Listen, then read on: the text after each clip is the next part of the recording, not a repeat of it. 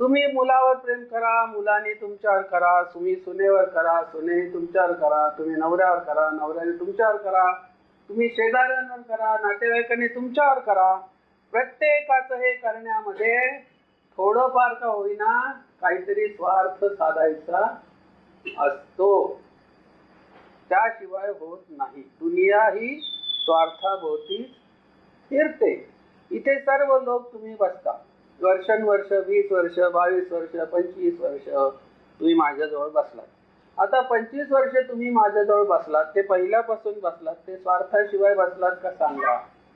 बसलात नाही. जर तुम्ही स्वार्थाशिवाय बसणारा एक जरी मला याच्यात दिसला तरी माझी खुर्ची सोडून मी खाली बसून तुम्हाला खुर्चीवर बसते. कारण तुम्ही स्वतः सद्गुरू स्वरूप असल्याची तुम्हाला जाणीव झाली की तुम्ही स्वार्थाशिवाय माझ्या शेजारी बसा. ती जाणीव तुम्हाला झाली असेल तर मी न बोलता इथे बसेन आणि तुम्हाला इथे बसवेन आणि तुम्हाला विचारेन, कारण तुम्ही माझंच स्वरूप झालात.